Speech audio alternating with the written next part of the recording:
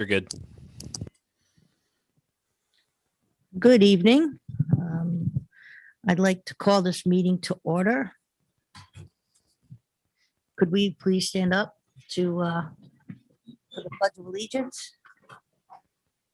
I pledge of allegiance to the flag of the United States of America and to the republic for which it stands, one nation, under God, indivisible, with liberty and justice for all. Thank you.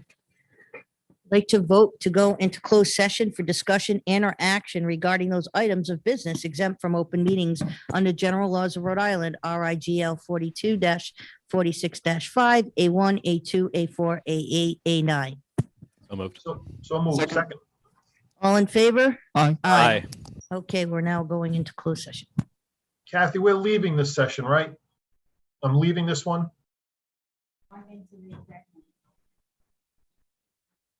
Yeah, I think I'm leaving this.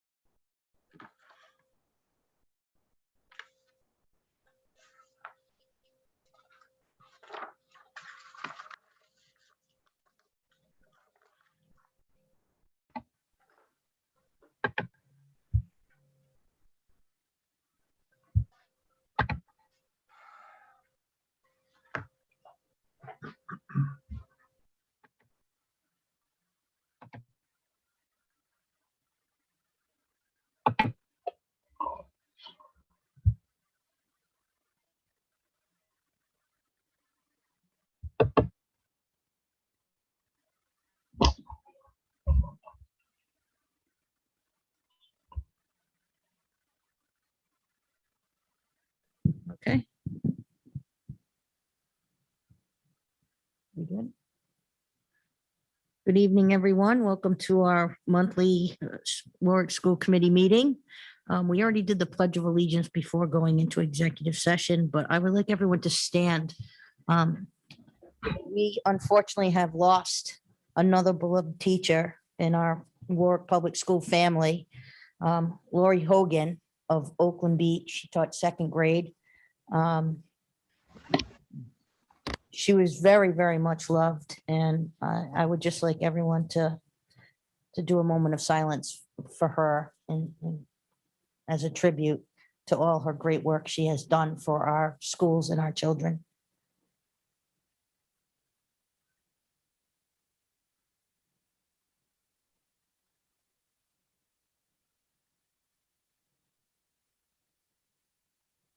Thank you very much. Okay, can I have a vote to seal the minutes of executive session? Moved. Second. All in favor? Aye. Aye. Aye. Ayes have it. And there were no votes taken in executive session. So we'll move on to public comment. Ms. Boney.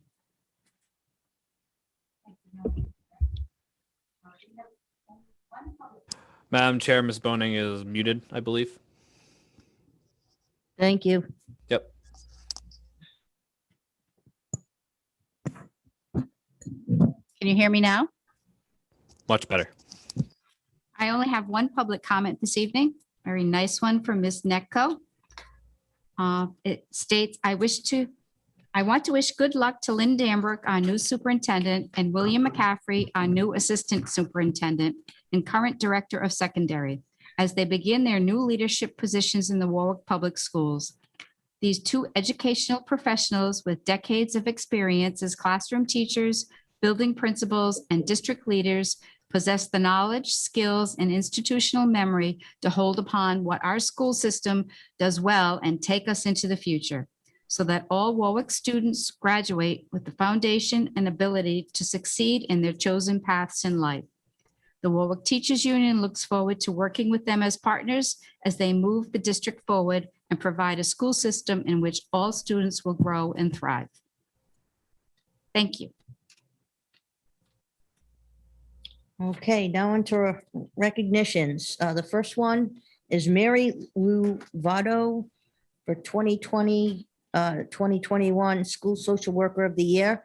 Dr. Conley, Mr. Dillon, and Mr. Coffey. Excuse me, Madam Chair, Yes. photo. Okay, I'm sorry. Some Voto. Congratulations, Mary Lou. Good evening. It is my distinct honor and privilege to share, as already stated, that one of our very own, Mary Lou Voto, has been appointed as the Rhode Island National Association School Workers 2021 School Social Worker of the Year. What an incredible honor in an incredible year. And here to speak a little bit about the fantastic work she's done are two principals that have worked with her, Joe Coffey and Brian Dillon. So Joe, would you like to go first, please? Yes, I would. Can you hear me? Okay. Let me just make sure. Okay, I think you should be able to hear me. Yes, members of the Warwick School Committee, Superintendent Dambrook, Assistant Superintendent McCaffrey, directors, Warwick school educators, parents, and community members. Thank you for taking the time tonight to recognize Holloman and Robertson School Social Worker Mary Lou Votto for being named the 2020-2021 Rhode Island NASW School Social Worker of the Year. On behalf of the students, parents, faculty, and staff of the Holloman school community, I would like to say how pleased we are that Ms. Votto's efforts and qualities have been acknowledged in this way. Mary Lou Votto is a dynamic support professional. She brings to our school community tremendous expertise and experience. Mary Lou has an exceptional work ethic and is always willing to go above and beyond to support others. She demonstrates a great deal of empathy toward all of the Warwick Schools stakeholders whom she supports. She is also very kind. What a genuinely kind, considerate person. In short, Mary Lou Votto is a great role model for all of us both professionally and personally. Thank you once again, members of the Warwick School Committee, for recognizing Ms. Votto and this accomplishment this evening. Thank you, Mary Lou, for all you do for our students, parents, teachers, and staff members, and the Warwick community.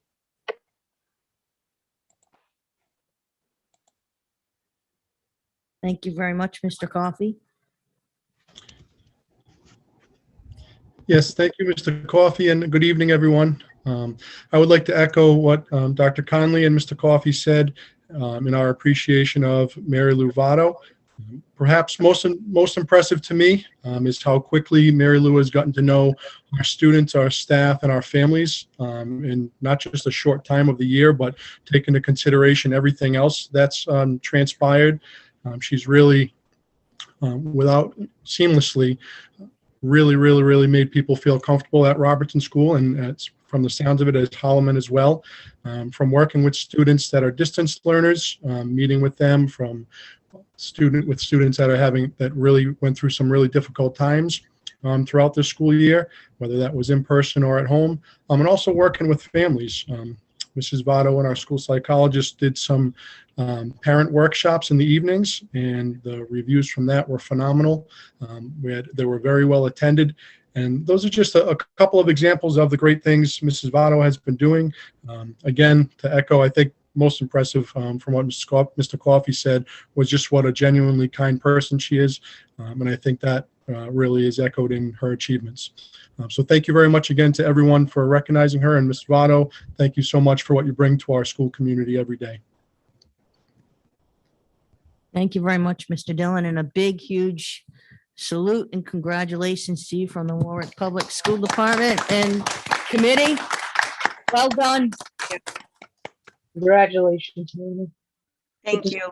I'm very honored to be working in Warwick with such a phenomenal staff at both the schools. In fact, everyone that I've met in Warwick has been very generous in their knowledge and very helpful. What we do know about the data with students, families, and social workers is that alliance, that relationship makes a big difference.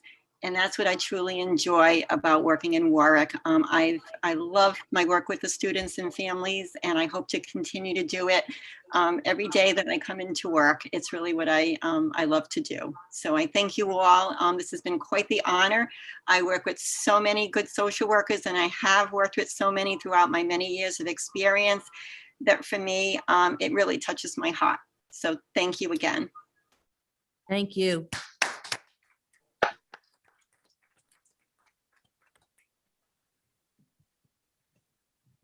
Next recognition I'm proud to read is to Mr. Stephen Gothberg regarding our ride bond projects. He got an accommodation, and it was very nice to receive a letter from RIDE, and I'm going to read it. Madam Chair Cobden, it is not often the school building authority recognizes the work of a specific district employees. However, we make exceptions for exceptional efforts that prioritize educational outcomes and conserve public resources. As such, I would like to commend Steve Gothberg, Warwick's Director of Construction and Capital Projects. In 2018, Warwick decided to hire a full-time employee instead of pursuing an outside consultant to oversee the district's school construction projects. The decision has saved the city of Warwick millions of dollars over the last 3 years. Moreover, Steve is a Warwick resident and has a long-term interest in the community beyond the duties outlined in his job description. His attention to detail, expert construction knowledge, and unwavering commitment to improving student outcomes is a tremendous asset to the Warwick Public Schools. In his capacity as Director of Construction and Capital Project, Steve has spearheaded multiple successful initiatives, including 2 necessity of school construction application approvals. Thanks to Steve's understanding of the school construction regulations, procurement, and contract administration, all of Warwick's projects complete on time and on budget, a tremendous benefit to the students and taxpayers. Further, Steve continues to secure very competitive prices for each necessity of school construction application, including the proposed high school initiative, which has further saved the city hundreds of thousands of dollars. We commend the school department for their cost-effective approach to capital projects that meets the objectives of the school committee. This vision is able to come to fruition because of Steve Gothberg. His efforts have saved Warwick taxpayers millions of dollars, and the district is very fortunate to have him. Sincerely, Mario Carino, ALEP School Building Authority Finance Officer. To receive a letter like this, Mr. Gothberg, was heartwarming and not something we always receive. So I want to give a big shout out to you for doing such a great job for Warwick Public Schools and for our city. Thank you. Madam Chair, I just need to say one thing, I promise. I'll be quick. I've worked with Mr. Gothberg for a few years now, and I just have to say he knows his stuff and he does his job with the highest levels of integrity. So I'm very happy to hear that he was commended in that letter, because it's well earned. This district took on really big projects and a lot of them, and it was very easy for these things to go sideways, go over budget and whatnot. So having a qualified pair of eyes on those reaps benefits, and I think that's just indicative of what was in the letter. Thank you. Madam Chair, Yes, Ms. Superintendent. and members of the school committee, I also want to echo compliments to Mr. Gothberg. We've worked closely together for years. He's very collaborative, working with principals and leadership teams, getting their input on the designs and the ideas. He's always finished his projects on time, and he always stays within his budget and sometimes under budget. So, Mr. Gothberg, I'd like to personally thank you for your hard work and dedication to the Warwick School Department.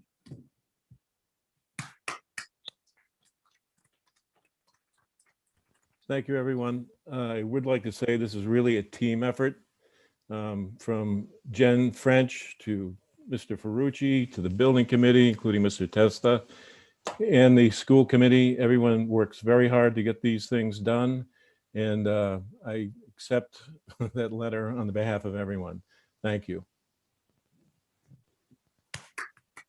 Thank you again, Mr. Gothberg. Okay, on to the next item. Approval of minutes of public sessions, May 4th, 2021, May 11th, 2021, and May 18th, 2021. Do I have a vote? So moved. Second. All in favor? Aye. Ayes have it. Next is approval of transfers from June 8th, 2021. Move. So moved. Second. All in favor? Aye. And approval of warrants, June 8th, 2021. Move. Second. All in favor? Aye. Okay, the next is announcements and personnel as presented, discussion action of retirement and resignations. Professional and administrative, Ms. Ruggieri. Good evening, Madam Chair, members of the school committee. Tonight we have 4 retirements to acknowledge. We have Julia Moulton, who's a teacher assistant at Veterans Middle School, who has been with us for 22 years. We have Lori Mokler, a business teacher at Veterans, who has 31 years, 5 in the state and 26 with Warwick. Jeffrey Perry is a tech ed teacher at Tollgate High School. He has 20 years of service with us. And finally, we have Bruce Bennett, who's the phys ed department head at Pilgrim with 37 years with Warwick Schools. So again, I would like to wish them all congratulations and best wishes in your future, and I wish you all well. And we also have a few resignations tonight. We have Cameron Barubi. She is the Technology Curriculum Coordinator. Her resignation is effective August 17th. We have Wendy Amelot, Director of Curriculum Instruction and RTI, effective July 30th. Stephen Lombardi, Attendance and Truancy Officer, effective June 19th. And finally, Donna Masur, Elementary Secretary, effective June 2nd. I would like to also thank them for their work that they've done for the district and wish them well in their future endeavors. Thank you. Thank I you do need very a much. vote on those. Right. We don't need to, right? We We did do? vote on, yes. Okay, do I have a, I move approval. I'll second, and just for discussion too, Madam Chair. okay, Thank you. Thank you, Ms. Ruggieri. I want to thank everybody. There's 105 years of retirement experience there, but it's well-earned, well-deserved. Resignations, I'm gonna say this. I've worked with Ms. Amelot since I've come on the committee, and I will just say that her accomplishments were many, from curriculum at the elementary to middle school level, to GEMSNet, to securing $1 million grant from the state and an additional $50,000 grant. And what tops it for me is her focus on achievement. And I want to thank her for her service. I think she and I were kind of kindred spirits in achievement and how important it is. And to superintendent, assistant superintendent, when it comes time to fill these shoes, as long as we're laser focused on achievement, and as long as we don't think there's a Warwick way to get achievement, let's cast our net far and wide, because that is the single most important thing we need to focus on as a district. And Ms. Amelot, I wish you well. I wish everyone else well who is resigning and is moving on to other endeavors. I wish them all well. But I wanted to particularly call out Ms. Amelot. Thank you. I just want to say thank you. It's been a pleasure to serve as a Warwick student and as a Warwick family for many generations. It's been a great time, and I thank you so much. I've really enjoyed my time with the teachers and leaders of this district. So thank you. Madam Chair, Yes. I also would like to thank Ms. Amelot and Cameron Berube. It's been a pleasure working with you. We made a good team. You have helped make a lot of difference in instruction, assessment, MTSS work. So you really moved the district. You've done a lot at the secondary level. So thank you so much for your hard work and Cameron's hard work as well. And I wish you well in your future endeavors. Thank you so much. That means a great deal. Well, I wish everyone well on your new positions where you're going to be going, on those who resigned. And I wish those who have retired to enjoy the new chapter in their life, and hopefully they'll get plenty of rest and relaxation. Madam Chair? Yes, Mr. Cornell. Yeah, so today, two people are retiring who are former teachers of mine. One is Miss Mokler. She was my personal finance teacher at Tollgate High School. She introduced me to personal finance, and I thank her for that. It was very helpful. And then Mr. Perry was my woodshop teacher at Windman. So those are two teachers that retired today. And I forgot, but our last meeting, Miss Newman retired. She was my senior English teacher. So thank you for all your experiences, for me being in your class, and thank you for all your service to the school district. Thank you. Okay. Oh, we need to take a vote on this. Do I have a motion? Move. Second. All in favor? Aye. Aye. Aye. Ayes have it. Okay, now on to new business. Discussion action, COVID unfinished learning summer plan. Ms. DeAmberg and Mr. McCaffrey. Yes, Madam Chair, members of the school committee. Mr. McCaffrey and I wanted to share our plans for summer learning. We have some unfinished learning that took place because of COVID, but we also want to support students with acceleration as well during the summer. I would like to also thank Mrs. Amelot and her team, who worked very closely with Mr. McCaffrey and I to come up with this plan. So for elementary and middle schools, we are asking students to complete 30 to 50 minutes a week of MyPath ELA. MyPath is part of the iReady program that we have purchased and that we use during the year. It will help students practice skills under different standards and strengthen their math abilities. Also, 30 to 50 minutes a week of MyPath in math. Ready Math printable activities for home learning by grade level will also be made available for students this summer. And I'm going to ask Bill to continue with the middle school portion. At the high school level, we'll be offering course-specific learning activities. There's opportunities through the Warwick Public Library summer program. Moving to the next slide, we also have learning opportunities for grades 6 through 8 offered through our summer learning program. We also have, actually, do you want me to jump forward to the middle and high school, or would you like to discuss the elementary? You can continue with the middle high school. Okay. As always, we have our ESY program. This year, through the curriculum office, we're offering the Academic Youth Development Agile Minds 8th to 9th grade transition offering. We have currently we will provide the credit retrieval program for our seniors. We've offered that in the past. That's something that we'll offer for seniors who missed a credit or two that needed to graduate and will more than likely complete their coursework and graduate in August with Warwick schools. We have iReady monitoring and support learning. And we have the current 6th through 11th grade summer learning program for our students. Moving forward, we also have Enroll Rhode Island Summer Learning Options, which is offered through the Advanced Course Network. In reviewing the offerings, we have students in grades 1 through 12 that have applied for programming courses and opportunities for this summer. Approximately, they've applied for over 200 opportunities that exist in Rhode Island. Once they're accepted, they can participate in the programming. There is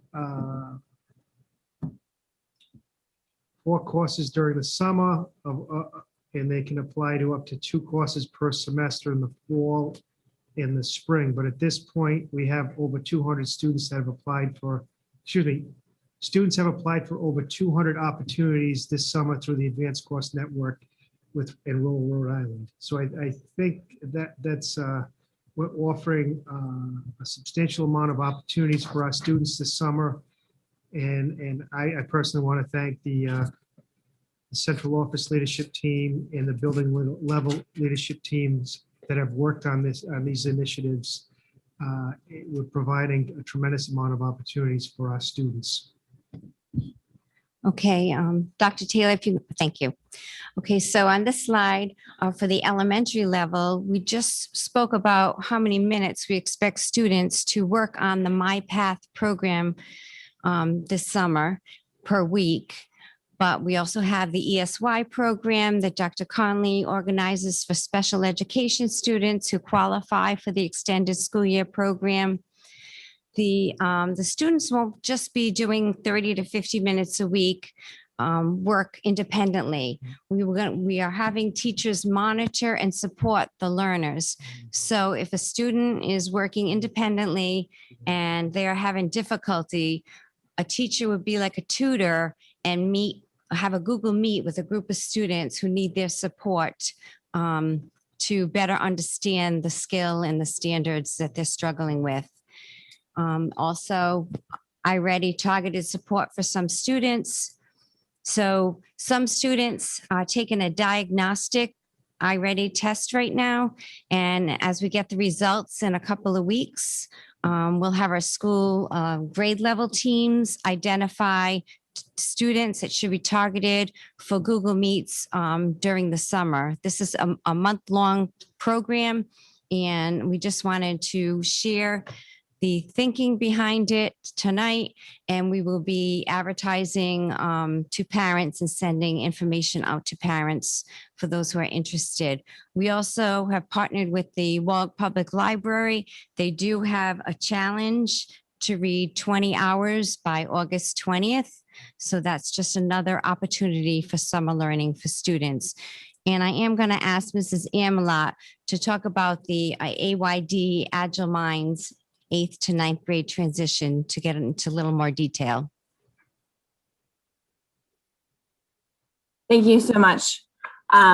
This is actually, I want to thank so much the math departments at both high schools, the teaching and learning across the middle school and the high schools and Cameron and Dr. Cecil as RIDE released a competitive grant. And we were awarded over $50,000 to support this. And so we targeted our 8th, 9th grade transition in Algebra 1, knowing how important that course is for students, not only in high school, but beyond into their college and careers. And so we are offering 100 spots for both the Pilgrim and Tollgate students who are taking Algebra 1 to do a 2-week, it's going to run the August 16th through, I think, August 27th. And they'll have from 8 to 11 in the morning, and they will have an opportunity to really have a 9th grade orientation with providing them kind of setting them up for success in their Algebra 1 year, as we know that is such an important year. So you will hear more. It will come. RIDE just granted us that award. And so we don't have the documents ready for school committee to approve those tonight, but the purchase is through the competitive grant. And so we are excited, very, very excited to offer this. And I kind of thank you, Dr. Mrs. Damrock, to allow me to say to parents tonight, if you have a 9th grade student or a rising 9th grader, we are really looking forward to having your student at Pilgrim or Tollgate this summer. We'll have math teachers, we'll have student volunteers. We modeled it very, very similar to the popular Sims program to really provide students an opportunity to come to the high schools and set themselves up for their whole high school career as well as in their Algebra 1 course. So thank you so much. So you'll see more details to come.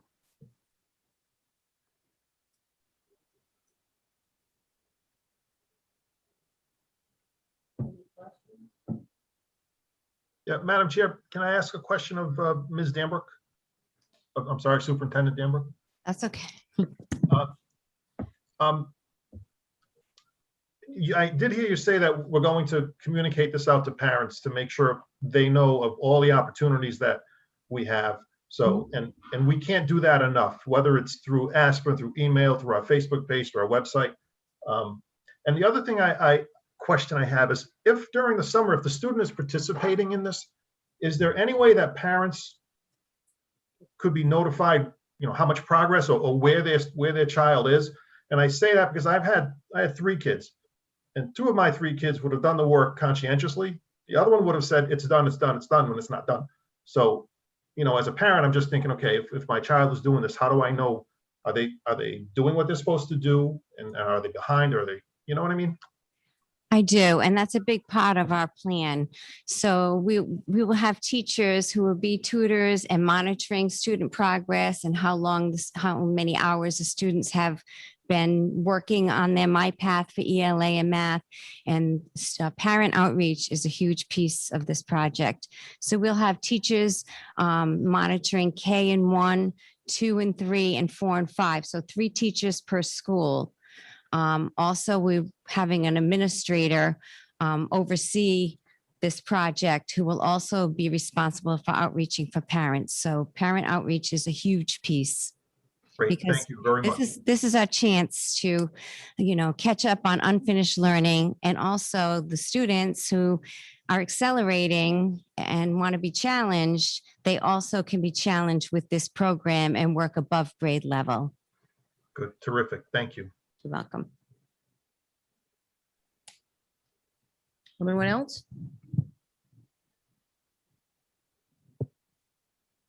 Okay. Well done to both of you on this. I think it's important for our kids this year.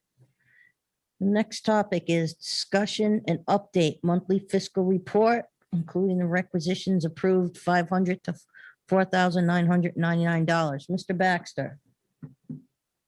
Madam Chair, and standard monthly report. Again, not much has changed in the outlook based on the. I'm sorry, Madam Chair. I believe that Mr. Baxter's mic might be muted. Thank you very much, Mr. Adams. So and that concludes my monthly report. No. So no, I'm sorry.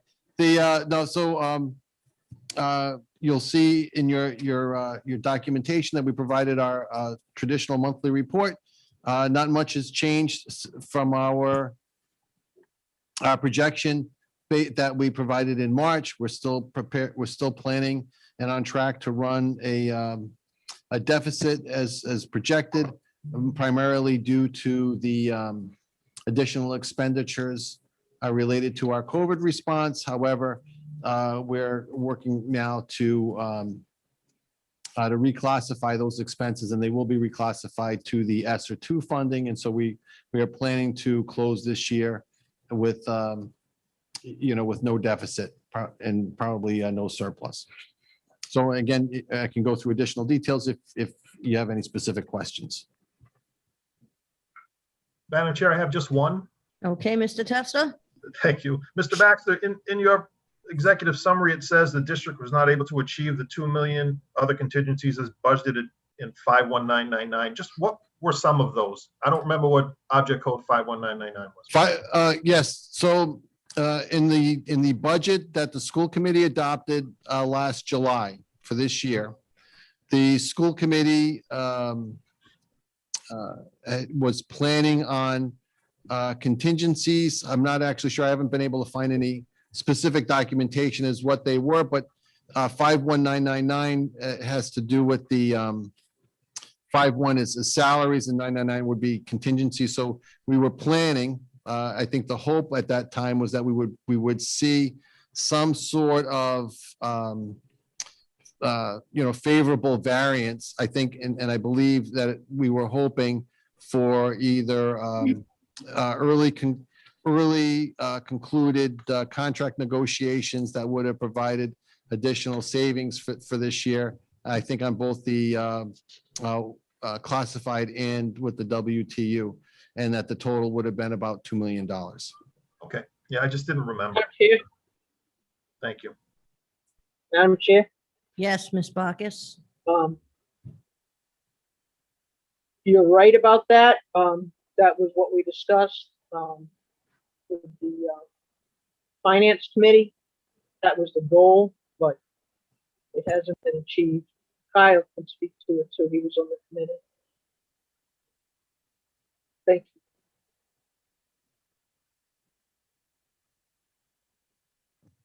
Okay, any other questions? Okay, thank you, Madam Chair. Okay, thank you, Mr. Baxter, and it looks like you're still on for discussion action on the site solar leasing recommendation. Thank you very much, Madam Chair. I'd like to request that item be tabled to the next meeting. We were hoping at the time that we prepared the agenda that we would have all of our documentation collected and prepared and to be able to make a recommendation to the school committee tonight. However, we're still working with our with the bidders and trying to collect some additional information. Like again, we mentioned earlier, and you guys are used to my philosophy. Nobody remembers when you do it on time or do it early. They just remember if you do it right. So we want to take our time. This is a long-term decision, and we'll come to you probably at the next meeting, whenever that is, and with a recommendation that we can be confident in. Okay, thank you, Mr. Baxter. We'll table that item. So the next one is still you. Discussion action on the contract award for Vets Middle School cafeteria refurbishment. Yeah, oh, this one is very exciting. So, and if I could, I'm going to ask my technical guy here, Dr. Taylor. He's going to put up some pictures. So as you know, we've been working on the Vets High School refurbishment, and we're very excited about this. And in 6 months, we've, and by we, I mean primarily the maintenance team has done a fantastic job. And I would also encourage you to swing by to see some of the changes that we're making. We've got a ways to go. One of the key elements of the change, as we mentioned earlier, and I've been talking to members of the school committee, is the cafeteria remodel. The cafeteria remodel is significant because it hits the three legs of the tripod that I'm always talking about, to improve enrollment, to generate revenue, and to optimize our expenses. Historically, the district has spent several $100,000 annually in maintaining our two production kitchens at one at Windman and one at Pilgrim. And the equipment, quite frankly, is decrepit. And our approach this year has been, and culminating in the recommendation that we're making tonight, has been to say, listen, instead of spending the money to kind of keep our old kitchens limping along, we're proposing to remodel the kitchen and the cafeteria at Vets. By remodeling the kitchen at Vets, what we would do is consolidate the two production kitchens, Pilgrim and Vets, into one centralized production kitchen. For those who are unaware, for the public, we produce all of the food, if you will, at these production kitchens and then transport it to our schools. If you can think of the cafeterias as satellites around the district, around the city. And so what we would do is consolidate from those two kitchens to one modern kitchen. And that's primarily where the expense that we're requesting.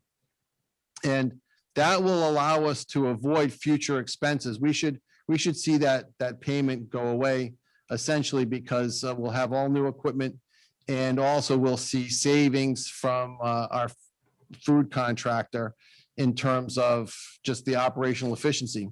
At the same time, what we're planning to do is well, thank you very much, and you'll see these pictures. At the same time, what we're planning to do is remodel the outside, outside the kitchen, the actual cafeteria space for the students, to make the space more attractive, more what I call middle school-ish, to make it more usable for the students. And here are some of the renderings. We've been working with the administration. We worked with our food contractor, several faculty members. And if you go to the cafeteria, you'll already start to see some of the changes that we've been able to make with our own staff. For instance, if you go back for a minute, Jeff. For instance, you'll see where the windows were all fogged over, and you know, as we see around the district, we've replaced the glass and we put in glass, so we've actually got sunlight. And we're going to open up some more of that to get more natural sunlight in there. And then here, you know, you can see other changes. We'll have bar style, you know, community and Chromebook charging in the center, with restaurant style tables, you know, seating 4 to have more activity amongst the students. If you go down one more, Mr. Taylor, Dr. Taylor.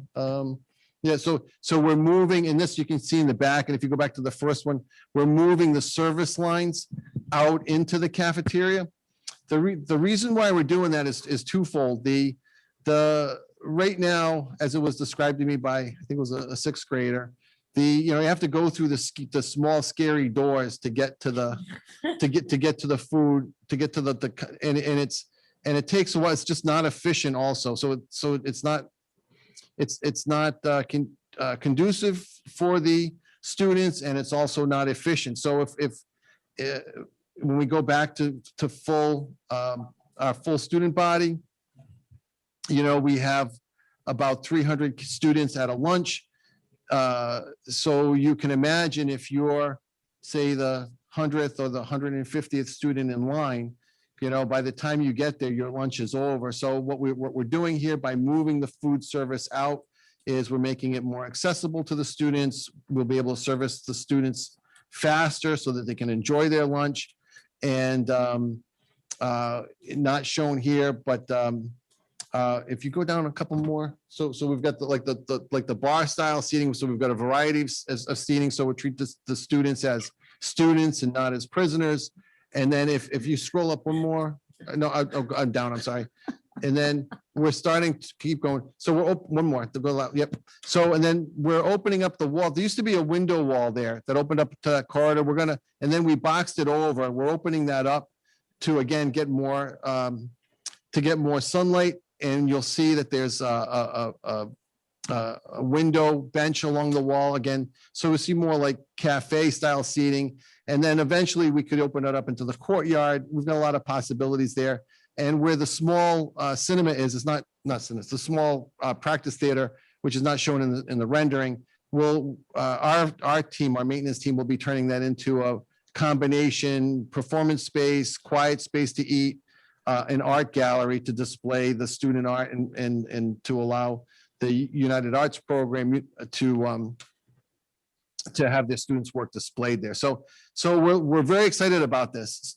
So again, to go back to my three-legged tripod here, although this is a large expense, yeah, that's perfect. Yeah, although this is a large expense, we think that it will help attract students into the district and retain students and excite parents to send their students to Veterans High School. And again, we recognize it's just one piece of the puzzle, but we think that will help attract and retain enrollment.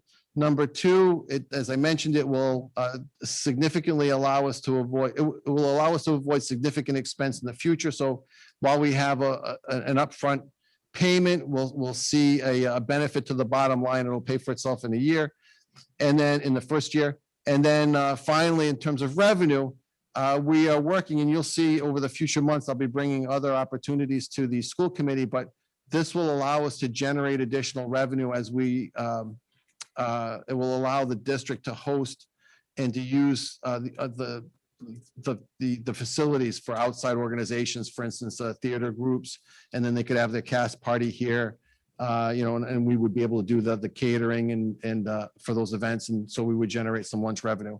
That and we see it becoming a key component for our after school program that we'll talk about at a future meeting. So we just see vibrant, this becoming a vibrant part of student life. As far as now to get to the nuts and bolts, so we do see this paying for itself through the cost avoidance, through the increased revenue, and ultimately it will help us improve enrollment. And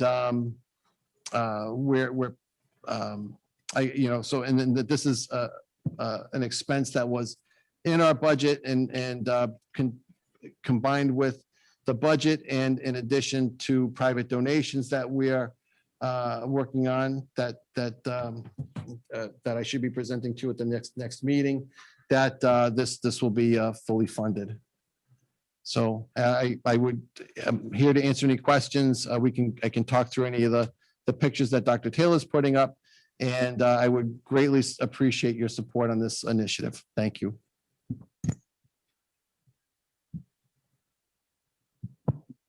Madam Chair, I have questions. Of course, Mr. Testa. Thank you. Mr. Baxter, thank you. I think it's safe to say that the majority of the savings here is really in cost avoidance, right? Because on your document, the outside revenues would never amount to a significant portion of this. Right? Yes, that's correct. And the cost avoidance is in both the direct cost of, it's really threefold. The direct cost of what I'll call maintaining and repairing the equipment, the efficiencies through consolidating our kitchens, and then finally, and I didn't expressly put it in there, but we spend about $50,000 or $60,000 a year on cafeteria tables, and that would be offset in the next year, because we would take the existing tables and use those and push them to other locations that have even older tables. The tables at Vets are actually in relatively good shape. They just don't fit the school and the vision, and so we would be using them to avoid that expense. Yep. And then with the equipment that we're going to be voting on, with the consolidation of 2 kitchens to 1, you've essentially have to take that single kitchen and almost double its capacity, right? Yes, that's correct. Well, no, I don't want to say it that way.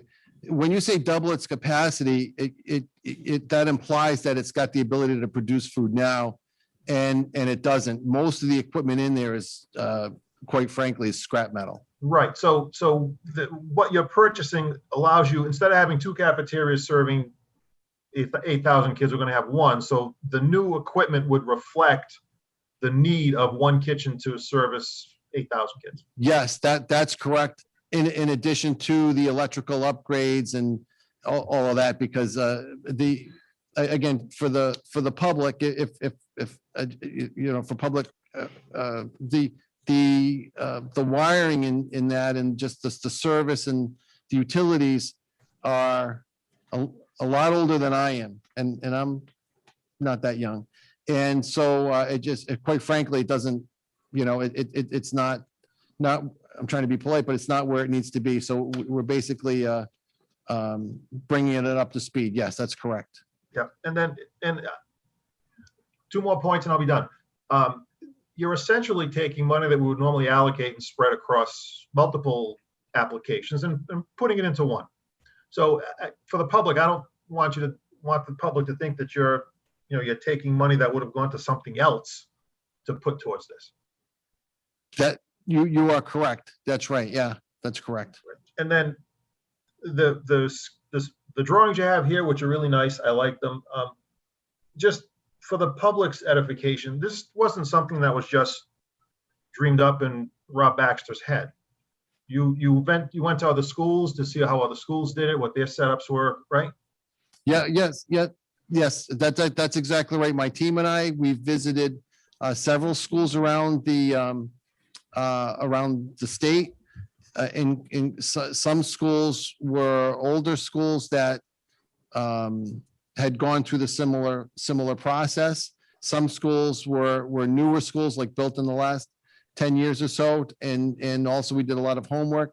We also spent quite a bit of time with our, we have weekly meetings and different faculty members and the administration in the building and, basically all of the stakeholders, the food service company, anybody who is touched by this at all was welcome to attend. And so I'm proud to say that almost none of the ideas are mine because I'm not that swift. They were all folks who said, hey, we should do this, we should do that. And what if you made it look this way? And then we took that list of what's, if you will, what could we do?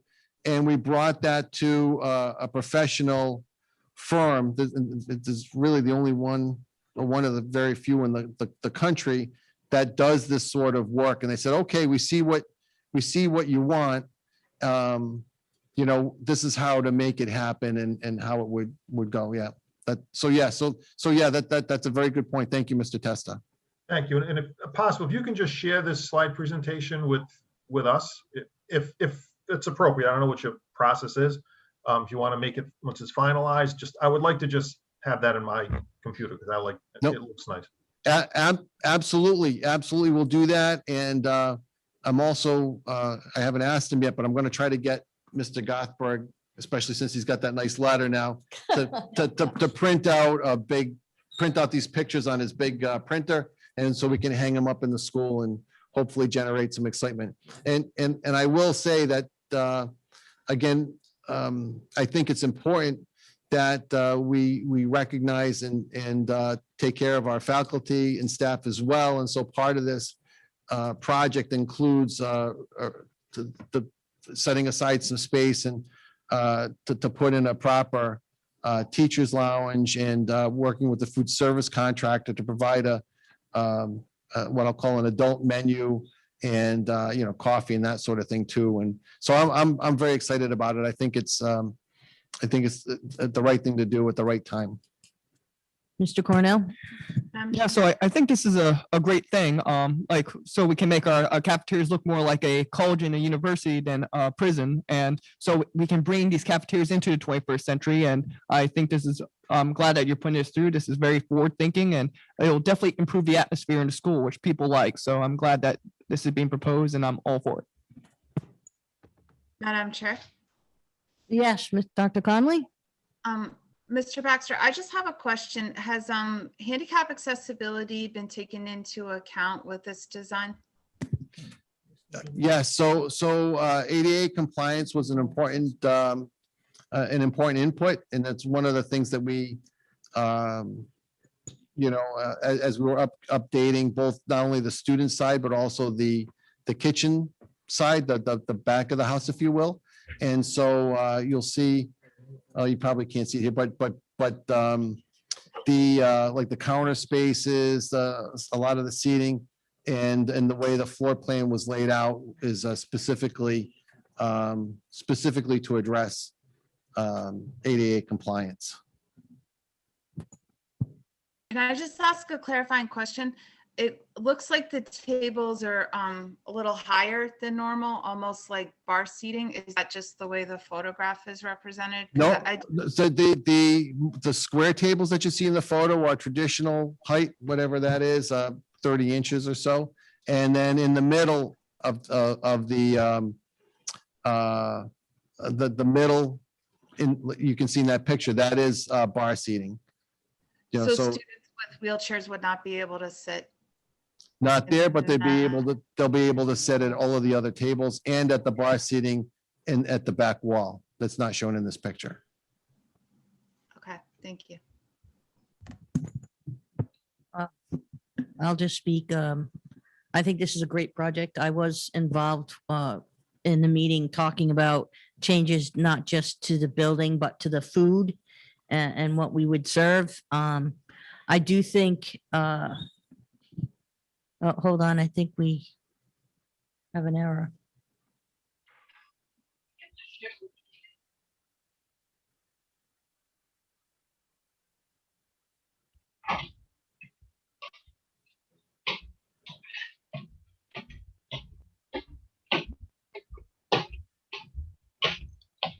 What the hell is that?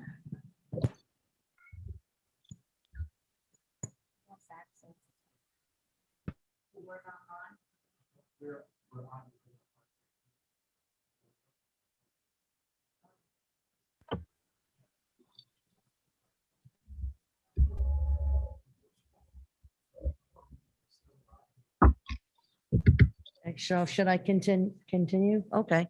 Okay, I'll just continue. I guess we're having a little bit of technical difficulty with the visual part of our meeting, but we do have the audio, so I'll continue. Like I was saying, I was involved in talking with our food services, and I think this is a great program.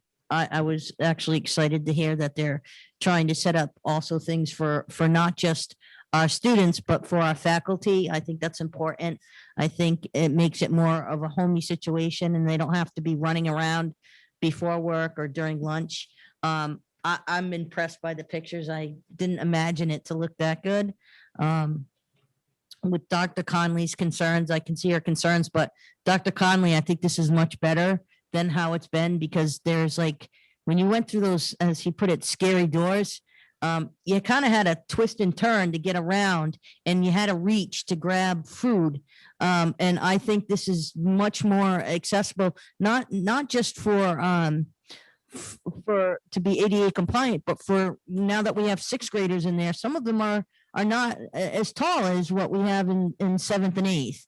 And I think this is definitely much better than what we have now. I have gone through the school and seen the changes in the hallways and the tiles, and it's looking good. And I think it's exciting that we can do things that aren't really costing us any money. So keep up the good work, Mr. Baxter. Madam Thank you Chair. very much. Yes. Just in looking at those pictures, and I know, you know, a lot can change in that design. I'm just concerned with that amount of chairs. If kids are coming in and out of seats and chairs are being moved in and out, I just think, to me, and I am not an expert in this, and I defer, you know, to Steve Gothberg in Buildings and Grounds, but it looks like it would be a lot of a challenge to navigate for students in wheelchairs. And I just ask the committee and Mr. Baxter to please take that into consideration. That's fine. I appreciate that, Jen. And again, one of the benefits of using a reputable designer and firm that does this is that they've taken that into account. So we should be all set. And but I will verify that. And thank you, Dr. Conley, for your input and your concern. It's greatly appreciated. Anyone else? Okay, so we'll go on to the next. Discussion action. Madam Chair, we need to vote on that. That's an expenditure. Oh, we need to vote on this? right? Okay, Yes. okay. Do we have a vote for approval on this project? So So moved. Second. All in favor? Aye. Aye. Ayes have it. Okay, the next is discussion action, request for additional budget neutral positions for 2021 to 2022. There's A, B, C, and D. It's Mrs. Ruggieri and Dr. Cecil. Why don't we just go through them instead of stopping for each one? Sure. Thank Good you. evening. I come before you tonight to request approval for some positions for next year that have been identified by the academic team as supporting students.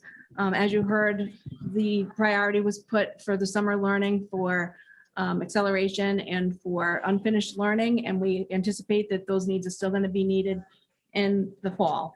So Superintendent Danbrook and her team have identified 7 additional math interventionists for next year as one-year only positions that would be funded through the ESSER grant. So Superintendent Danbrook can speak more to that. So yes, so I think you all know how passionate I am about having a math interventionist at every school. It's really working well with the reading specialists, one at every school, at least one at every school. And the math interventionists right now are sharing schools, time they take their students that they need to work with, and then they have to travel to another school. They're not reaching the number of students that they really need to. They do work with the tier 3 students who are students that are struggling the most. Our classroom teachers do a nice job with differentiated instruction, but these students need specialized instruction that the math interventionist can provide. They also model best practices for teachers. They actually go in the classroom and teach the children and showing the teachers the best way to do so. Another important role of a math interventionist, as well as a reading specialist, is to serve on the school leadership team, where they look at data, they talk about practices, they look for trends across the school, and then they can make some suggestions on how to improve mathematics and ELA teaching. They also lead professional development at the schools. So it's been very difficult for them to reach all the students that need to be reached. And it really breaks my heart that some students who really need this extra support are not getting it because the time isn't there. It's not that they don't want to help them. The time is not there. So I do support this. I do support this very much. Thank you. Then I'll move on. There are a few Title I funded positions. Dr. Cecil meets regularly with the Title I schools. Her and the team, they prioritize the needs for those buildings. And the principals have identified that Scott Elementary, it will have an additional 0.5 math interventionist as a permanent position.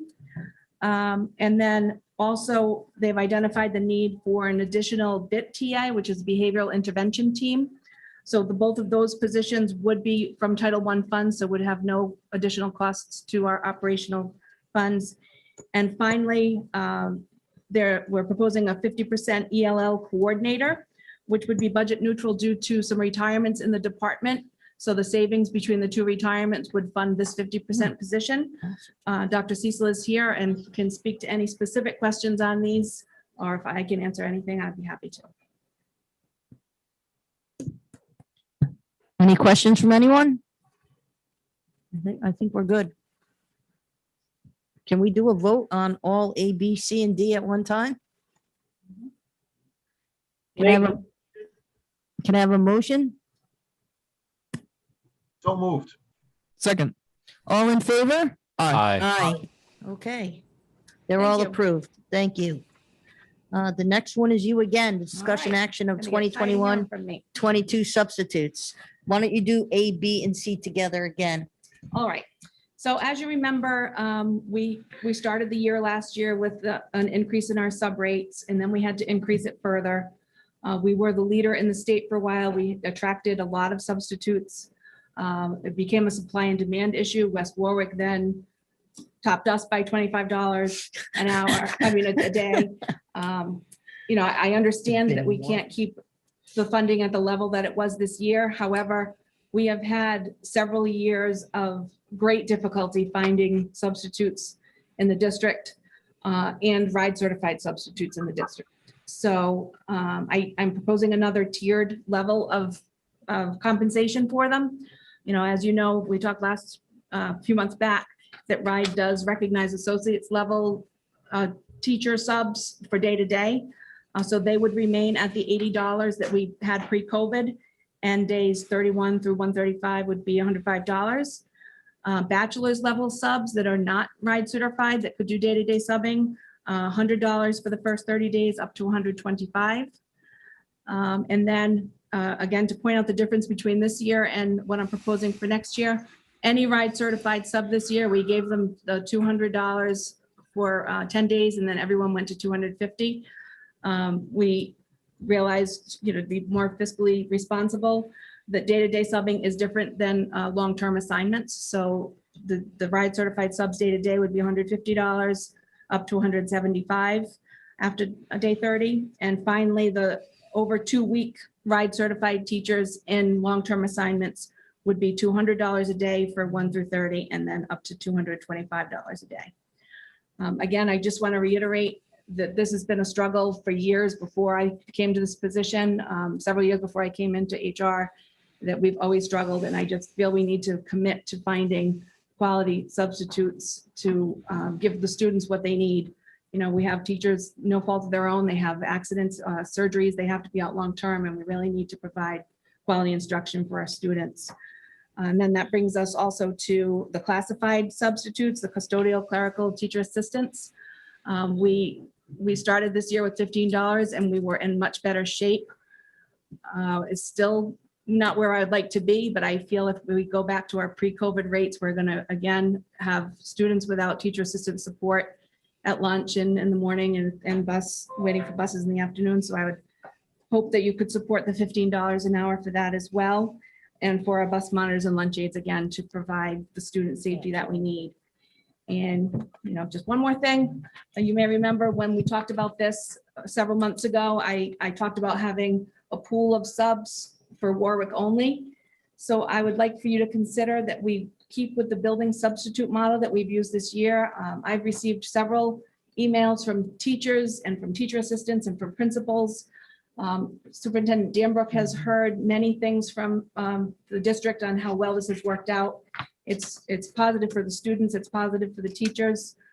So I would like your support in having 2 building subs assigned to each school, and then having an additional 3 to 5 floaters throughout the district, so that if there's a day where we really need somebody, and we would commit to them for the year, these people, we just commit to them and we would know that they were committed to us. Does anyone have any questions? Madam Chair, I have one question. I think it's from Mr. Baxter, not necessarily from Ms. Ruggieri. I don't have a problem with this.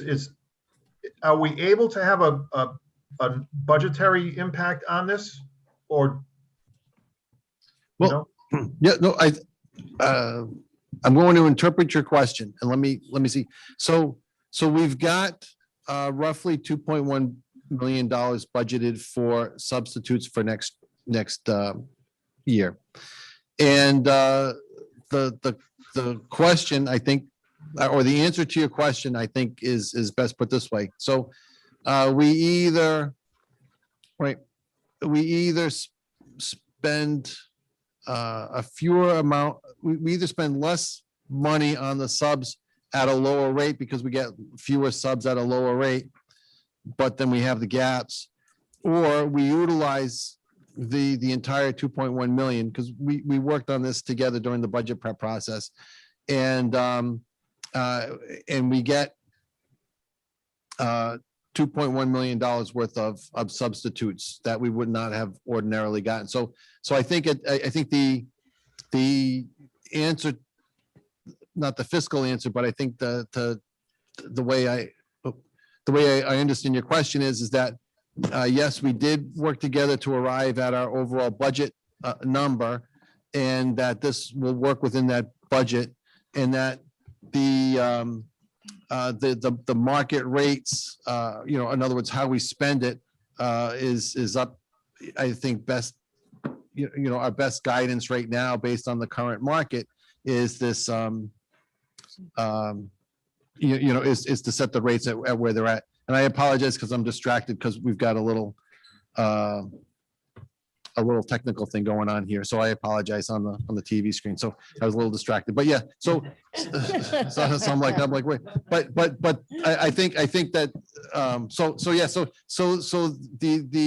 the amount budgeted, so this should work within the amount budgeted. We had discussed this and in our sub projections during the budget prep process in the March timeframe, that this is what the market demands. Yes, we would end up essentially hiring fewer subs at a higher rate, if you will, to get to the $2.1 million, but we wouldn't have been able to even get those subs at the lower rate is our current belief. And then, does that help? No, I get it. I understand. I'm not quibbling with the rates at all. I work in the private sector. I understand markets and I understand what you got to pay to get something. So that's fine. It didn't say here anywhere that essentially, fiscal, you guys have collaborated and you got to what you just explained. That's all. So I'm fine with it. I think it's a very good model to have. Mhm. And I think Superintendent Danbrook's accompanying memo on that just pretty much explains it. So I'm fine with it. Thank you. Good work, Ms. Ruggieri and Ms. Danbrook and Mr. Baxter. Anyone else? Thank you. I think this is spot on and we gotta continue with our good marketing. It'll help our district immensely. Ms. Balkis? Want to thank Kim. This is something that has needed to be done for a long time. I wish it were more, but thank you for taking the start. And there's no way we could go below 15 at this point. It would be morally horrible. Thank you. I do agree with that. We've had many phone calls from people currently working with us asking, are we going to be compensated at this rate next year? They're deciding whether they're coming back or not. Right. So, And they probably will come back now. right, Well, it's only a few hours for them. right. We have to make it so it's worthwhile. Exactly. I think it's great. Can I have we need to take a vote on this, so Approval. Second. all in favor? Aye. Aye. Ayes have it. Thank you. Okay, the next is discussion action, contract award for WACTC welder and accessories. And then I guess, Mr. Kane, you have number 7 and 8, the change order also for the shipping course. 9 also. Why don't we just handle them all at the same time? Bring it on, Mr. Kane. Up your microphone, we can't hear you. There's microphones on. The microphone on your laptop might not be working. If you go to the bottom left where it has the microphone, it has that little up arrow. If you click that, at the very top, there should be an option of select microphone. Just one of those might just be the one for your machine. I don't know if it might not be selected. Can you hear that now? Works better. Okay. All right, sounds good. So thank you very much. The first item are Lincoln Welders. We'd like to purchase that through Airgas. That is done through Perkins federal funding, so it's at no cost to the district. There were no bidders on that, so that there's no competitors, but we utilize Airgas on a regular basis. It's also the industry standard right now. As you know, that program has a partnership with Electric Boat. And essentially giving kids access to those Lincoln Welders lets them go right from that marine trades classroom into the workforce using this exact same equipment, and they can become proficient on that. So I don't know if you have any questions regarding that. Any questions? No one? Okay. Okay. Okay, second item was a shipping cost. I was in the process of getting quotes from a vendor. The vendor submitted a quote without the shipping cost. So, really, we're going with the exact same vendor. We've added the shipping cost in. There was money in that existing budget line item. So That's essentially what happened. The shipping cost was mistakenly left out of the quote. Okay. Why aren't they giving it to us for free shipping? You're asking? I'd love to have that for everyone we go through, but it typically, with the vendors, it's not free shipping. We pay for shipping on just about everything. Really? Yep.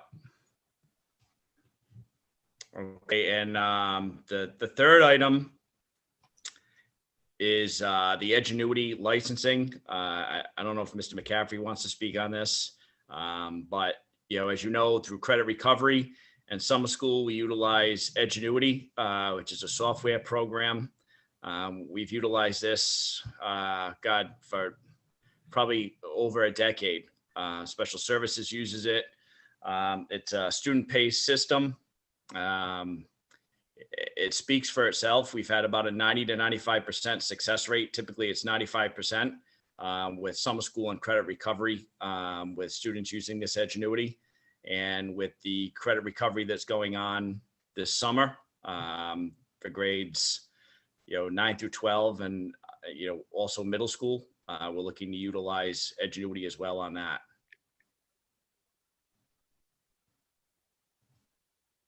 So I don't know if you have any questions regarding Edgenuity. It is something that you've discussed before.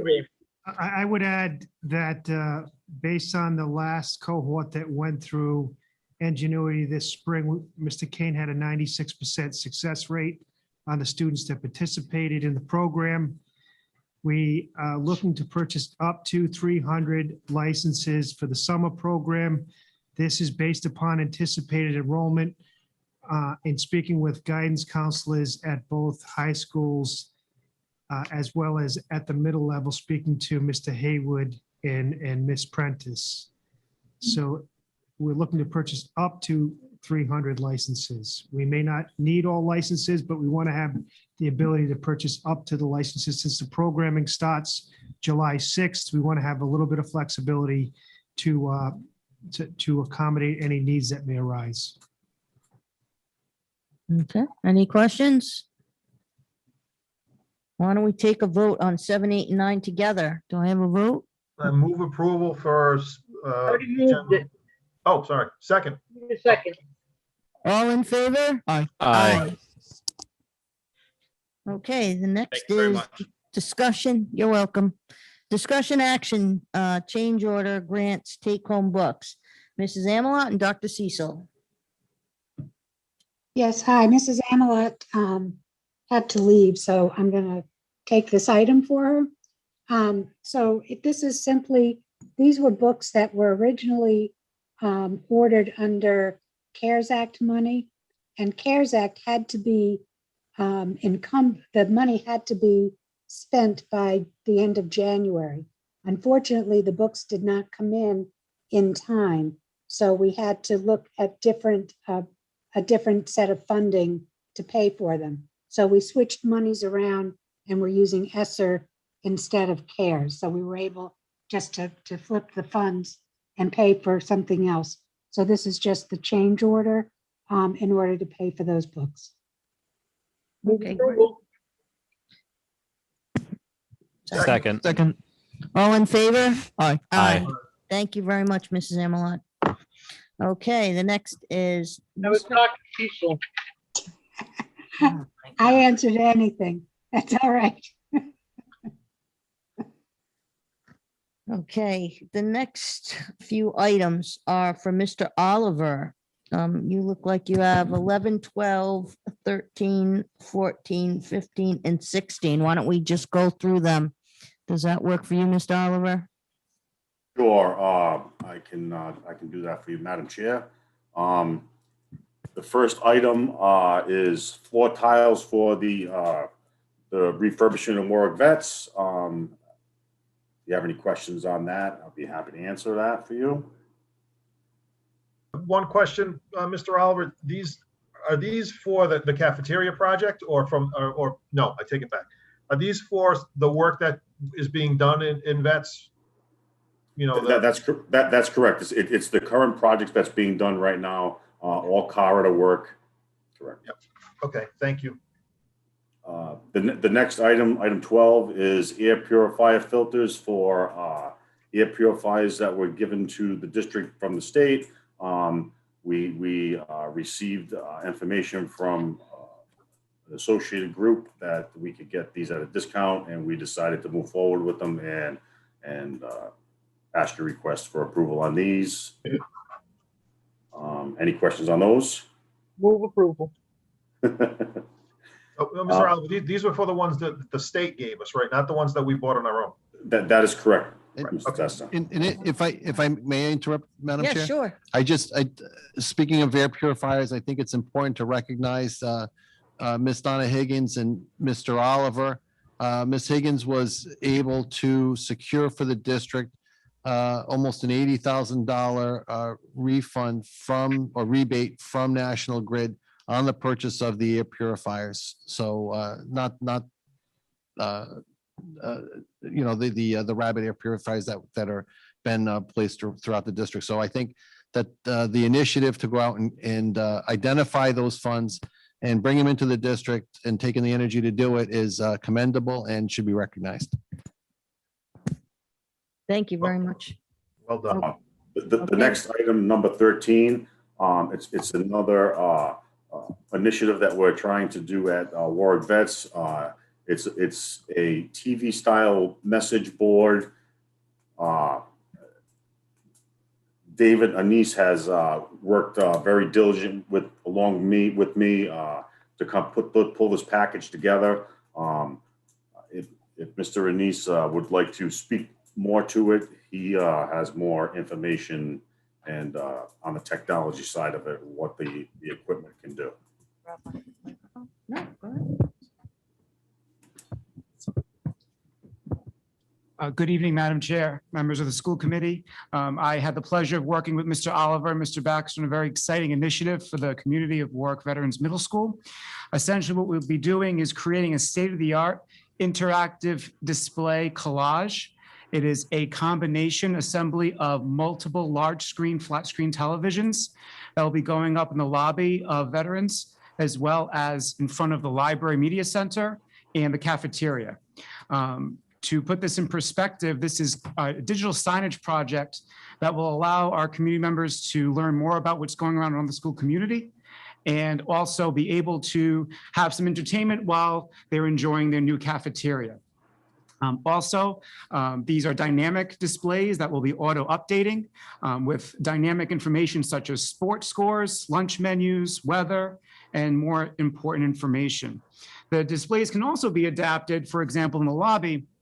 Whereas if there's a school committee meeting at VETS and you're discussing a new initiative, say a new high school, and you want to develop renderings and you want to educate the community as they're entering the lobby of the school, they'll be able to see those artist renditions. Or if there's a play going on at the school, we could have a slideshow of cast members presented as well so that the community can enjoy those pictures. So we really can adapt these displays to whatever the needs may be. So if you have any questions, I'd be happy to answer them. I do have one. Okay. Thank you. I don't know if it's for Mr. Aeneas or for Mr. Baxter. I know we're doing this at VETS, but the plan has to be that we do this at all the secondary schools, right? Or at least at both middle, So is the because plan to Saturday, do? So, Yeah, I mean, yes, again, yes, so I think that goes to a broader question. So where in the past, we have again been spread a mile wide and an inch deep. Our approach has been to focus our efforts on one school, not to ignore other schools, but just to finish a job, do it right, and then move on. Our best guess is that we will be done with VETS midway through next academic year. And immediately after that, we've got other schools teed up, primarily some of the elementary schools. They're smaller, we can get them done faster. In general, our plan is to follow the construction schedule, if you will. So when Mr. Gothberg and his team kind of finish, if you will, they get a roof done, they get the messy stuff done. Our plan is that we would go in and follow them after that. So yeah, so over the next several years, I think it'll take us that long. Our plan is to touch every single one of the buildings. And I guess with the exception of the high schools, because we're expecting them to be done through the, the high school project. But certainly, as soon as we're done with this, we're going to go on and we'll be touching a lot of the other schools. I think we've already been in, and Mr. Oliver can correct me if I'm wrong. We've already started to do some work at the Career Center, and I would expect to see work at Windman and the elementary schools to follow immediately after we're done with vets. So this is not a one-time thing, but we just want to, I think for the public, it's important. We just want to take one building and work on it and do it right, and then move on to the next building, so that as we move along, we won't be leaving problems in our wake. And then again, I think the other important element here is that our plan is to turn the keys over to the custodian, if you will, and make sure that they understand that they've got a new building that the custodian and the rest of Mr. Oliver's team that we need to really honor and respect the condition of the building. Not that they haven't been already. I'm not trying to imply that, but that we want to put a new focus and intensity on keeping these buildings in tip-top shape and not fall back into the old habits. I don't. No, I understand. And my question was, you answered my question. I understand high schools are a different story, and this is a more intensive project at a secondary school and an elementary school. It's just that we want to make sure that, we have a plan here. Most districts have one high school, one junior high school, or middle school. So it's easy if they wanted to do it. We don't. We have 2 and 2. So it's fine as long as we have a plan and we're transparent about the plan. I'm fine with that. Thank you. Yep. That we do have a plan, and we'll be as it gets defined, we'll put that on. I think even more importantly, with the savings that I don't want to call it savings, but with the efficiencies that we're generating, I guess this is more for the public and for our stakeholders in the other schools, with the efficiencies that we're generating in the actions that we're taking tonight. For instance, the cafeteria remodel, the solar program, those sorts of things that will generate for us the budget opportunity, the financing to go forward and do these other schools as we go along. So that's how we plan to pay for it, and that's our long-term vision. Madam Chair, I also would like to thank Mr. Anise again for all his help and support. Without him, I wouldn't have been able to come up with this proposal. Thank you again, Mr. Anise. One more thing, Mr. Oliver, I want to just recognize, if you will, pardon, if you'll indulge me for a minute. So as I tour buildings and campuses, just because now that's what I'm doing, and Mr. Oliver has been very patient with me, because at all times during the week, during the day, as many of you know, I don't really sleep that well. So I'm sending him pictures, and I happen to snap one at a college campus in New York and said, I would really like this. And he took it in with Mr. Anise and made it happen. And you'll start to see more of this. So again, these are not our ideas. We're taking the best practices from, around the region. So thank you very much, Mr. Oliver and Mr. Anise. Thank you. So the next item is number 14. It's a circulator pump for Tollgate High School. It's for the heating system. If you have any questions, I'd be happy to answer them. Any questions? Okay, keep going. Number 15 is our work order system software. If you have any questions, I'll be happy to answer those. Okay, number 16, a truck repair. If you have any questions, I'll be happy to answer those. I have a question. What's wrong with the truck? It needs a new bed for the back of the pickup truck. This is the second one we're replacing, isn't it? Say that again, ma'am? This is a second truck that's being replaced the bed, right? One of them's Yes, been done. we've Okay. done multiple over the Right. course of the year, yes. Okay, excellent. The first one looked, I saw actually recently, the first one we did, and it was done well. Yes. So, Just as long as it's not one of the new ones. okay, so why don't we make one big vote on items 10 through 16? I move approval. 11 through 16, by the way. Oh, 11, thank you. Yeah, 11 through 16. We have a, I move approval. do I have a second? Second. All in favor? Aye. Aye. Ayes have it. Thank you, everyone. Thank you very much, Mr. Oliver. Okay, number 17, discussion action, contract award with RIDE Phase 1, Phase 2, A and E services proposal for high school master plan. Ms. DeAmbrick, Mr. Gothberg, et cetera. Okay, I'm going to start and then I'll hand it over to Mr. Gothberg. But I feel very confident working with Secosio and Associates. As you know, they put together a great team, and they've also done 2 previous stage 1 and stage 2 projects for us before. So, Mr. Gothberg, if you could take it from here. Okay, good evening again.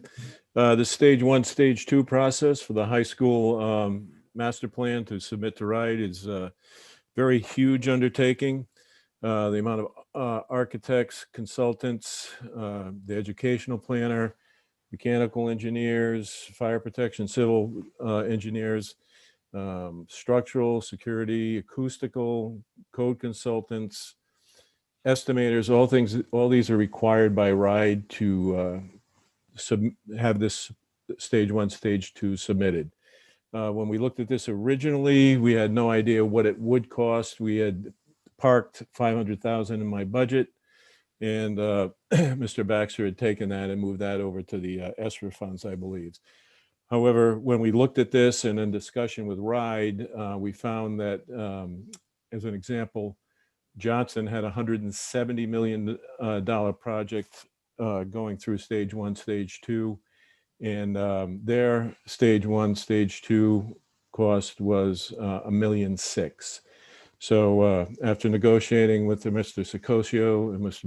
Bourget and their team, they came up with the number of $847,500. And comparatively, this is a great number. And we'll answer any questions. Mr. Guglielmo and Mr. Bourget are both here. Happy to answer any questions you have. Mr. Gothberg, I'm sorry, Madam Chair, I do have one. Okay, Mr. Testa. Mr. Gothberg, you gave one comparison to Johnston, but you guys did more than one comparison, right? We did. We looked at a couple others. They're all over the place. The farther you go back, the less they are. RIDE has kind of changed what their requirements are. If you go back to East Providence, they had to do minimal stage 1, stage 2 compared to this. Instead of full-blown schematic that's going to be required, they had to do basically riser diagrams. They were in the $500,000 range, but with everything that's going on, the prices just keep going up.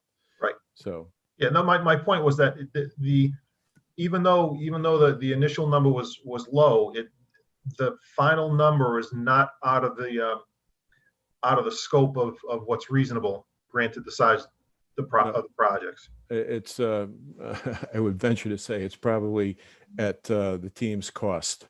They have sacrificed a lot to meet what we need.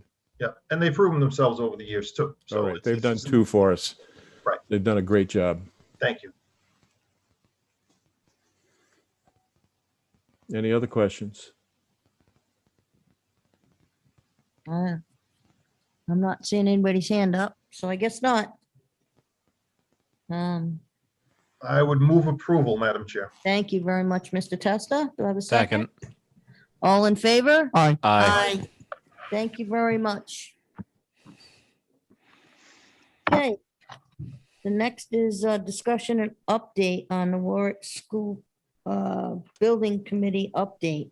Is Mr. Ferrucci here, or are you doing this, Mr. Testa? Yeah, I can do it. I thought Mr. Ferrucci was here. Hold on one second. Because the next one is, it says, Mr. Ferrucci, Mr. Gothberg, and you about the, so whomever wants to take it, if you want to take it away, go ahead, Mr. Testa. Well, I'm going to just, I don't have the document up, but Mr. Ferrucci has taken a position which causes him to resign the chairmanship of the building committee. So to make a very long story short, the building committee met and Mr. Ferrucci announced his inability to continue to serve in that capacity.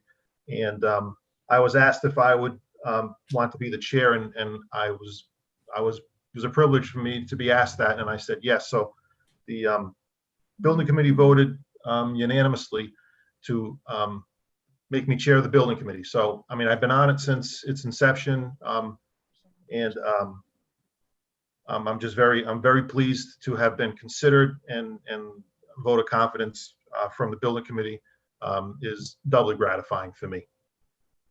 Congratulations, David. Thank you. You deserve it. You do a good job. Thank you for accepting, Mr. Testa. It was my pleasure. I know that is a near and dear to you committee. Yes, thank you very much. And it looks like Mr. Ferrucci just joined. There he is. He's here. I was here the whole evening and all of a sudden my internet connection flaked out. So I apologize. I'm so sorry. Unneeded. I covered it to the best of my ability. All right. I appreciate that. Thank you. Just the first one, not the bond funded projects one, though. Yeah, the next one, number 19, if you want to do it, Mr. Ferrucci, I'll gladly let you do that. No, I'm deferring to you, Mr. Testa, as the chairman. I just wanted to brief the school committee of the actions we took, and I wish you well. Thank you. Miss you. Thank you for your service, Mr. Ferrucci. Okay, number 19, Windman roof scanning. As part of the bond projects for roof replacements, RIDE requires that we scan roofs, and Mr. Gothberg can give you the technical definition or reasons as to why you need to scan roofs. He has in the past. Yes. I have, yes. The roof scanning is very important. RIDE requires it. It actually saves its weight. Most of the time we identify the wet installation areas, so we're able to reuse existing installation. So every time we do it, it actually saves us money. So we put that for you for approval. Madam Chair, do you want to just do A, B, C, and D as a group? Yeah, sure. That's great. Okay.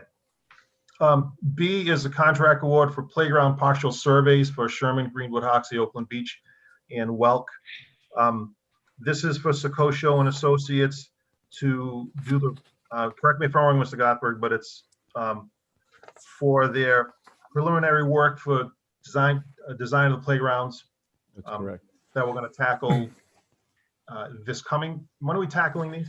Well, we're going to go out to bid later this year. I didn't like the way this came together, the past group. So what we're going to do is bid later in the year and start the projects next spring. Instead, this past year, we worked from warm to cold, and it ended up biting us, and we weren't able to finish until now. So what we plan to do next year is start cold, do the site work, and then work till it's warm, and then we can get the port in place done, and we'll have it done, and the playgrounds will not sit unused for months. Okay. Yep. And what we do is we survey the site, so we have the proper elevations and the limits of where the work is going to be. Any questions on that one? C is contract award for rooftop bathroom exhaust fan replacements. These are for, this was a recent RIDE directive, yes, that the exhaust fans had to be replaced if they were over a certain age. So we went out to bid, and Mr. Gothberg, if I remember correctly, we were set up directly with the distributor, right? We didn't. That's correct. I was introduced to the distributor for the RIDE is requiring certain energy requirements, and the only exhaust fans that we could find that were recommended to us were Greenheck and we were introduced to the distributor and we got distributor pricing. So we had 13 fans for 15,200. Great deal, and we're seeking approval on those. Yep. And then D, the final is a change order for a Lippert roof snow drift structural study. I've got to defer to you, Mr. Gothberg, because What happened with this was when Mr. Guglielmo gave us his proposal for the structural snow load work engineering at the Lippert School. He basically was a clerical error. He put in 6,000 instead of 8,000, and the 2,000 change is the difference for what his actual cost was. okay. And all four of these were approved unanimously by the building committee at their last meeting. So I would actually, can I call for? Absolutely. Let's do. I'd move approval that we. A, B, C, and D. Yep, 19 A, B, C, D as submitted. Second. All in favor? Aye. Aye. Excellent. Thank you, Mr. Testa. Thank you. Okay, now we're on to the part where it looks like Dr. Taylor takes over for the rest of the agenda. 20 to 30. Just go at your own pace, my friend. And Awesome. I say we vote on everything Sounds good. at the end. Okay. Thought you said vote everything now and I'd be done, but no. So, no, we can't do that. no. So, thank you, Madam Chair, members of the committee. I'd like to first start with the first item, number 20 on the Chromebook update. I've got a few things to share with you here, so I'll share this. So this worked out great because I was thinking about how to tuck in a Chromebook update because we've been making some great progress. And then I was asked to provide a Chromebook update for this meeting. So the timing could not have been more perfect. But just to update the committee as well as the school community, anybody watching, anybody that will watch on YouTube, is just to recap our initial goal of this project was to bring Warwick into a one-to-one Chromebook district in all grades K through 12. You know, never before highlighted more so than the pandemic about how important that is. And we join a handful of districts around the state that are one-to-one devices for students. And the goal is that every student will be issued a device for many years to come when they enter grades 1, 5, and 9.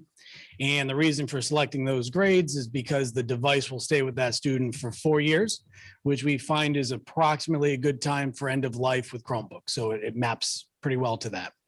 And the timeline, just to recap where we started, it seems like a lifetime ago, but it was in September that the school committee had approved the bid award for our Chromebooks.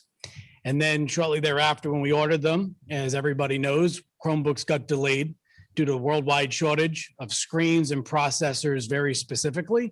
I did receive a number of questions from parents, from students, from teachers, from the school committee, from my colleagues, about the Chromebooks and the timelines. And I have to say, when I explained the situation to everybody, getting back to them right away, everybody was most understanding. So I do appreciate that from the community at large for just understanding the situation we were in. Good news is we received the first delivery of 3,600 non-touchscreen student devices, and that was on March 25th. Cool picture when an 18-wheeler pulls up to the district and we unload those and we get those into our facility. Then we had an opportunity to execute a buy against next year's budgeted expense through the ESSER funding for 2,500 more devices. And I can't appreciate enough the Madam Chair and the members of the school committee for authorizing that emergency purchase because it allowed us to purchase at the price point that we'd gotten the initial 3,600 in, which saved the district approximately $90,000, if not more, because every day we look, the price ticks up more and more, as you can imagine with many districts buying Chromebooks.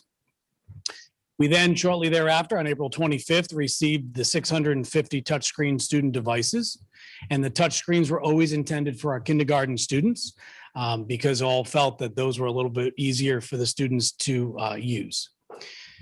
Can't do this without a dedicated staff of technicians. We have the best here in Warwick. All 6 technicians and our new technician helper have been doing excellent work setting up all the Chromebooks and delivering the Chromebooks to the schools.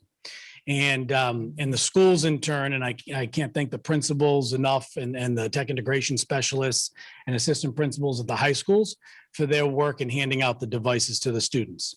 To update exactly where the devices are is you'll notice a couple statuses that I've used. In kindergarten, the new touchscreen devices that I mentioned are in hand. When I say in hand, that's in the hands of the students, and the students have been using those devices.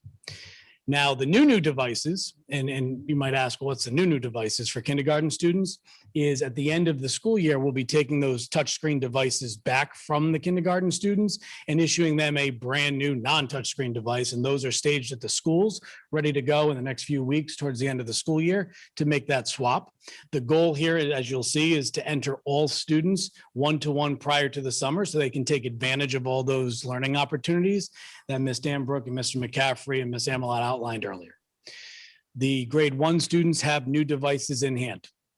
Grade 2 students, their new devices are at the schools, and those were delivered this weekend to the schools, and the principals will work to hand those out if they haven't done so in the last 2 days. The grade 3, you'll notice along with grade 7, is that there's no new devices. The reason why there's no new devices in grade 3 is because next year there'll be grade 4, and then the following year, grade 5, brand new device. So I didn't want to give a device for a year and then make it either a 5-year-long device or take it back prematurely. So, but I make a note here is we've repurposed all the Chromebooks we've collected to those grade 3 students. And so those grade 3 students will be one-to-one prior to the start of the summer. So that will be covered. Grade 4 and 5, the new devices are in hand, again, passed out to the students through the work of the elementary principals. Grade 6 is new devices in August. We have those in our warehouse. They're on, in the district, so we're not waiting on delivery. And the reason why we're not going to give those before the summer is grade 6 already has, along with grade 10, already has devices in hand because we were always one-to-one from grade 6 through 12. So we felt, why give a brand new device prior to the summer if it could break or something happened to the device over the summer months when they already have a device they're using. And so they'll stretch that out for the next few months. Grade 7, no new devices, but they already have their one-to-one devices, and those will be refreshed the year after next. Grade 8, the new devices are either in hand or at the school, depending on the school. I think Windman passed them out, and Vets was working around their state testing. So those are in the process of distribution. Same with grade 9. And we discussed grade 10. To jump to grade 12, obviously, and these are current grades, so we're not going to give grade 12 students any new devices because they're graduating. Congratulations to them. In grade 11, no new devices because next year they're 12th graders and we'd be taking their devices when they're done. So I have to say that through the hard work of the technicians, through the support of this committee and the community, we are happy to say that prior to the summer, we will be a one-to-one district in Warwick. So thank you. That's excellent. I do have one question. There's, through social media, I was contacted, and some students say that they have had their device longer than they probably should have. Should they contact you directly? And you can check on the computer to see if it needs to be replaced? Absolutely. That's an excellent question. So the best process to do, if any device, and I can't stress this enough, all students should have a device that works, right? And works well. So if there's any questions or concerns about the device, they should contact, depending on the level, if it's in the elementary school, contact their main office, their principal, and they will put them in touch with our technician responsible for that school. If it's in the secondary schools, that often goes through the tech integration specialist and or the technician directly.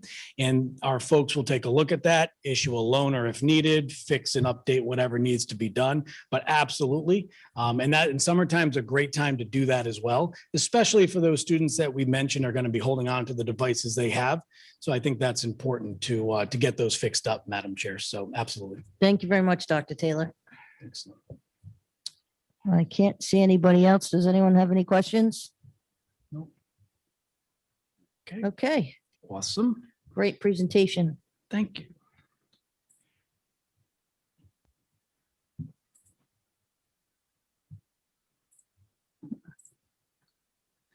Okay. So next up in item 21, before you this evening, seeking approval for phase 2. I'm all about phases. Phase 2 of our administrator and office staff laptops. You'll recall earlier this year, you authorized the purchase of phase 1. We were able to upgrade a number of laptops of folks that had really outdated devices. Now it's time to push that out to the school level. And the school level administrators, elementary and secondary, and anybody else in this building certainly that needs an updated device. The expense was budgeted and part of the ESSER funding. Any questions? Any questions? Okay. Okay, keep going. Awesome. Next up, and you'll notice a number of renewals, and the reason for this, and I certainly appreciate entertaining this evening, is when I arrived towards the end of July, I was met first with a number of vendors threatening to shut down important accesses for the district because a lot of these things were left to be done. So I made a point to make sure that never happened again. So a lot of these you'll notice in the document are fiscal year 22 expenses and budgeted. So the next up is the item 22 is just the annual renewal for the Adobe suite that's used throughout the district, folks in this office, as well as folks throughout the school. Budgeted expense in fiscal year 22, always an annual deal. Any questions? Any questions? Okay. Nope. Keep going. Next up is item 23, an Aerohive license renewal. We have been made aware about midpoint last year when we were noticing a little bit of slower speeds in our elementary schools that the Aerohive licenses are the licenses or access points used in the classrooms was expired. So we worked with Aerohive and Wally, who's our vendor of Aerohive, directly to get a bunch of 90-day extension keys throughout this past fiscal year 21, so that we didn't incur any unanticipated costs with that project. And they were able to get us through the year with the connectivity we needed. But now it's time to renew those licenses. You'll notice in the documentation that that is an E-ratable expense. And that was included in our E-rate budget, and E-rate is expected to fund up to 60%. We always put the full amount in the budget, so the full amount's budget in case something ever happened wonky with E-rate, but we are anticipating the 60% reimbursement for E-rate, only allowing the district to pay 40%. So I definitely work that E-rate angle as hard as I can for the district. Any questions on that? Awesome. Keep going. Excellent. Item number 24 is the Aspen Follett Central Registration Program. So that's a change in the district. The price point is very similar to what we use, but you might recall that we use an SRC gateway program for central registration that's popped up before you each year. Last year it was tossed around the idea of switching the central registration process to Aspen, which is our student information system, as we all know. And the benefits of that is streamlining. It gets the parents that are registering their students into Aspen right away through the registration process. The documentation that they provide the district and that we or they scan into the system will live in Aspen. It takes away the third-party middleman, which was SRC Gateway. And obviously that work is internal to get the documentation out of Gateway into Aspen. Amy Pinheiro on our team and her team have been doing an excellent job with that, but that's seeking approval for that new platform to streamline central registration. Questions? Any questions? Okay. Okay, keep going. And FileWave number 25, the annual renewal of FileWave. FileWave is the program that allows all of our Apple devices to have apps pushed to them. It's an annual expense planned for and budgeted. Okay. No questions? Keep going. Number 26, renewal of Ocean Internet Services and Managed Edge Services, Managed Edge Services, an annual expense. That's the internet that flows through our district, as well as the firewall server that protects the internet that flows through our district. Annual expense, no change because we're on year 3 of a 3-year contract anyway, but still an E-ratable expense that's already been approved. So that's 60% funding through E-rate, only making us pay the 40%. And as always, we budget the full amount. So there's savings in the budget from that as well. Number 27, Sophos. You'll recall each year, Sophos is our internet security, phishing, malware, ransomware program that we purchase each year. Again, the cutover date is always June 30th, so we want to make sure that that's always up and running right away on July 1. And that just protects all of our end user devices and throughout the district. Okay, at this point, I think we should take a vote on 21, numbers 21 to 27. Move approval. Second. All in favor? Aye. Aye. Aye, thank you. Thank you, Madam Chair. Number 28, we have before you this evening, an important project that the technology department has been working on over the last number of months. And the scope of the project is to increase and really to make state-of-the-art the security throughout the district. It includes K-12, all elementary schools, high school, and all of our administration buildings for all of our staff that work in all of our various buildings, as well as the maintenance facility, updated and new cameras. In secondary schools, we have cameras and we're replacing and upgrading those cameras. In elementary school, we're expanding the opportunity for the coverage in elementary schools.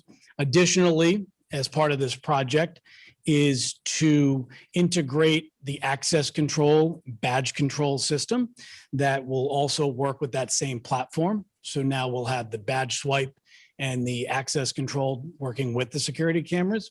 And the third phase of the district security system would be the alarm system. Again, interfacing with the two other pieces that I previously mentioned.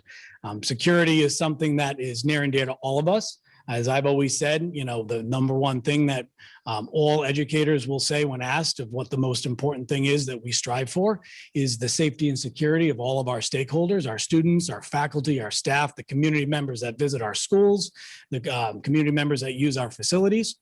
And we always look to ensure that we are doing the best we can to that mission of safety. So I seek your approval this evening. Have a motion? Move approval, then I have a question or two. Sure. Second. Thank you. Thank you, Dr. Taylor, and yes, this is yours. My question is, I read the paperwork that you provided with this to justify the expense. I don't have an issue with that. The companies that we picked, you know, in the technology business, you know, a lot of these companies are here today and gone tomorrow. So I know you probably spoke to a few different companies, but I guess what I'm asking is, did we vet the companies? Did we research their track record and talk to references and stuff like that? Yes, we sure did. Yes, Mr. Ted, absolutely. So this evaluation process, we took our time with over the last few months. The company that we're recommending for approval this evening does have a track record in districts even close to us. I mean, we'd be the first in Rhode Island, but Fall River, New Bedford, Newtown, Connecticut, after Newtown had their tragic incident, they went with this company to help shore up their security, which I think is a big testament to the process and the program, because certainly a lot of eyes were on that integration. And one thing I was very leery of and cautious of is, and you'll notice in the paperwork that we're looking for an integrated system that will be with our district and allow us to continue to grow into for many years. And this has a 10-year licensing as part of the deal, as well as 10-year warranty. And my question I've asked a few times and gotten the same consistent answer is there a fear that this will go away and all of a sudden we have in year 2 or year 3, 7 years, but no company? And the answer I've gotten is certainly no, and that they have to honor that through their agreement. And whether they get, you know, you never know in the tech world whether company A gets bought out by company B or whatever, but those terms we've ensured are going to be lasting. But that's definitely a big checkbox for us in the evaluation process. Okay, I have, I think, just a couple more questions. Did you have any conversations with the Warwick Police Department when looking at this? Because I absolutely did. Yeah. So one of the major steps that we wanted to ensure that because, and I'll go back to my days as a principal and the relationship I've always had with the Warwick Police Department and the SRO that was in my school at the time. We've always had a strong relationship. And so I did reach out to Major Lima of the Warwick Police Department, and we scheduled a Zoom meeting with he and his administrative team, as well as the reps from the company. And we talked about the project, the scope of the project, my intention for the project. And they were very supportive of the project. And so much so at the end, they too would like to integrate the same program into their police department for their own security reasons. So I thought that was a great testament to what they saw as well. Yep. And then, I mean, I'm asking these questions, I'm asking these questions because I just don't want people to think that you throw $1.4 million in front of us, we just stamp it and move on. Mm-hmm. So did you have a company come down and do tests or tests? What's the word I'm looking for? They came down and did An evaluation? An evaluation, yes. Evaluate, thank you. Yep. Thank So you. what we had done, and those are excellent questions, and I really do, I welcome all the questions. You all know me. So from the beginning of the process, once we've narrowed down a potential few companies that we'd want to do business with, we compared and contrasted the features, found this to be the best. And the company, who's based out of California, actually made 2 visits to us. The first visit they came, I'll call a preliminary evaluation, where we walked them through a typical elementary, typical middle, and typical high school setting. And we just got whether or not they were going to be a good fit for what we were looking for, both from the technology side and the price point side.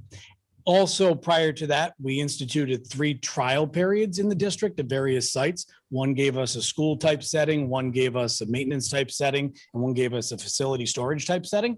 And so we evaluated their equipment and have done so for the last 60 to 90 days.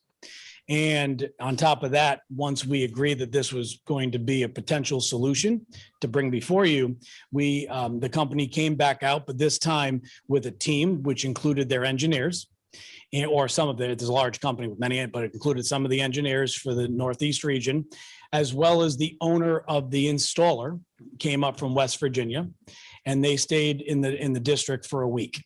And through the leadership of David Anisi, organized that visit, structured so that every single building in the district was visited. Every single building in the district was spec'd out using their engineers who knew the system best, knew exactly what the distance was on each camera to make sure we order and install the correct technology. And all that was put together. So to have a system designed piece by piece and down to the specific quantities by the company and their engineers who build the stuff is I can't think of any better way to have gone about ensuring that we're doing this the right way. Okay, and my last question, I think this is a Mr. Baxter question. I know the $1.4 million is the purchase, but there's got to be some sort of an annual cost to this thing, right? And do we know what that is? Yes and yes, and you're right. It's so the overall the total cost of the system for the 10 years is about $1.4 million, and we've arranged with the manufacturer and the installer to a 5-year lease agreement, similar to what we'll be bringing to you regarding the maintenance trucks, similar to what the city's doing, and similar to our similar but not exact to what we do with our copy machines. And this is a program that is or a technology that we can integrate within the specified budget based on the savings that Mr. or Dr. Taylor has been able to achieve this year, and some of the other projects that were budgeted that this technology will replace, such as replacing what I call the green buttons next to the doors, and then also other things as they come along. So in other words, other budget type other budget items. So right. So I'm sorry to interrupt you, but so no, please do. the $1.4 million, is that an outlay in the upcoming year's budget, or is that the total outlay over a course of years? Oh, thanks. That's the total outlay. And so we're looking at about a $300,000 annual cost, about $285,000 annual cost for the next 5 years. Okay, thank you. Finally. And if I may, Mr. Testa, because I think it's certainly germane to your question, is one thing that we were looking for, and I mentioned earlier on, is the 10-year licensing and the 10-year warranty. And what we really like is the 5-year finance, right? So that means that in year 6 through 10, there's $0 in our budget, and we'll have owned that system, and there'll be no future incurring costs, because I think that that's important to mention. Okay, cool. And the last thing isn't a question. It's just once, if this gets approved and gets installed, we should do as best we can with signage around our buildings, so people know if people go in the back of a school with some bad intentions, they should have seen a few signs along the way that says, hey, look, you're on candid camera. So in the hopes to deter them. So. That's an excellent suggestion. And as they say, I think the ounce of prevention is worth, a lot more of the cure, I guess. So that's a great point. Thank you. Can I add something to that discussion as well? Yes, Dr. Cecil. Yeah, so we're also writing a grant for $500,000 towards this. Hopefully we get it. But barring that, with the research that I've done, one of the recommendations is that we actually have a policy on the cameras, on what type of surveillance is being done, what the privacy requirements or what the privacy rights are. And so I think that's a really valid point, and something that would I think give a comfort to teachers and to adults coming in the building. So it's something that I definitely will bring up to Superintendent Danbrook and Dr. Taylor for us to consider, regardless of whether we get the grant or not. Yes, Dr. Cecil, and I think that does make me think of a good point to add to that, is that the security cameras we are very used to being in the secondary schools, and we're looking to bring that forward more so to the elementary schools, but in the same fashion. I don't want anybody in the community, you bring up a great point, all of us having been in the classroom at some point in time, certainly, educational spaces, that's never our intent. We're not going to have cameras looking through the doors of classrooms. And, I think that that's always important to mention, because if we don't, then sometimes the assumption is not what is accurate. So I'm glad you mentioned that and allowed me to think of that. Madam Chair? Yes, Mr. Adams. So Dr. Taylor, just in terms of, because you brought up the payment for the first 5 years, and then years 6 through 10 is no payment. What happens on year 11? Is that something now the system has to be redone? It has to be updated, and do we have to start paying service at that point? What happens after year 10? So the 10 years comes from the largest number of years they offer licensing for. After that, there's either an annual licensing fee or a 3-year or another 10-year licensing fee. The nice thing that we made sure about these cameras is that they are designed to grow with time, because one thing I'd be concerned about is installing something that's obsolete next year. So the hardware stays remains good, to today's standard. And all the updates are software driven. So as the program grows, more features, better software updates, those get loaded into the cameras. But there's no fee except for that licensing after that year 10. So in year probably 9, I would, or whomever is here to bring forward the recommendation, look to how best to expand that either for 1, 3, 5, or 10 more years, depending on what's best for the district at that time. But yes, that would be part of that conversation. Okay, cool. Thank you. I'd just like to speak. I'm extremely happy that this is being done.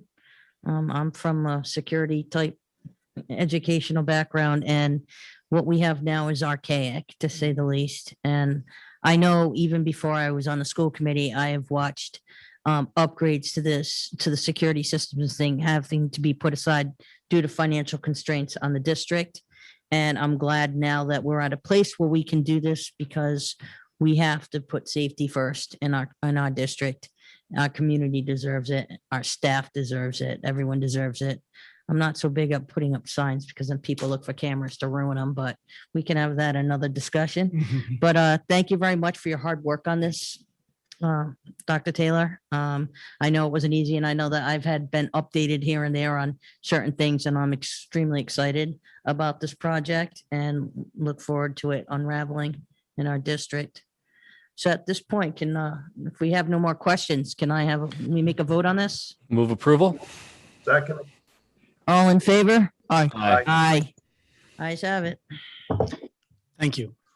Thank you. No, it's been a lot of work for you guys. Number 29, not as exciting, but so I use my best material for 28. So 29 is Chromebook parts. We're here before you this evening seeking approval to purchase Chromebook parts. Now you might say, well, we just got all these new Chromebooks. Why do we need Chromebook parts? But the reason is that, as I mentioned, we're pulling back some of the devices, repurposing them into grade 3, plus making sure our loaner fleet is okay for across the district as devices break. We went out to bid. I thank Ms. Machado and her team for leading that bid process. We received 2 bids back for Chromebook parts. You'll notice in the documentation, there's some parts we like from vendor A, some parts we like from vendor B because of best price. Plus, I like the idea that both vendors know that we're not buying everything from their vendors. So that way we keep them always competitive. And that is the parts that I anticipate needing to get us through the first quarter of the school year next year. But again, that's to ask approval to purchase those, but I would purchase those as needed. Just I'd hate to come before you for a few screens and a couple chargers if I didn't need to. So I respectfully ask your approval. Oh, excellent. And the second part to that, thank you, Ms. Boneg, is the second part to that is the Chrome Hero program. That is also tied into the Chromebook parts because that's an annual renewal that manages all of our Chromebook parts and pieces and repairs. So that's an annual approval already budgeted into fiscal year 22. Thank you. We have a motion? Move approval. Second. All in favor? Aye. Aye. Ayes have it. Okay. And for number 30. Number 30, I'm almost there. So the last item there is our contract with Wally Computer Associates for managed services. You'll recall that we brought them on before this time last year, and they were working with our network, managing our network for us. And we got off to a good start, but part of that process with them was the selection and placement of an individual that was responsible for our district. That did happen. So I'm happy to say that a number of months ago, we have a gentleman, Matt Wetzel here, who does an excellent job.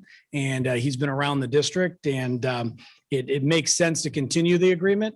It is E-rate reimbursable. It's already been submitted through E-rate. We paid this past year 60% through E-rate. And so my recommendation would keep that same process in place, but that's a July 1 renewal as well. So, and it's budgeted into next year's budget as well. Any questions, comments? Move approval. Second. All in favor? Aye. Aye. Ayes have it. Thank you all. Okay, that's the end of our agenda. Our future meetings, our next meeting for right now is our monthly school committee meeting on July 13th, 2021. If anything occurs, I'm sure it will be posted. So do I have a motion to adjourn? So moved. Second. All in favor? Aye. Thank you very much, everyone. Have a great evening.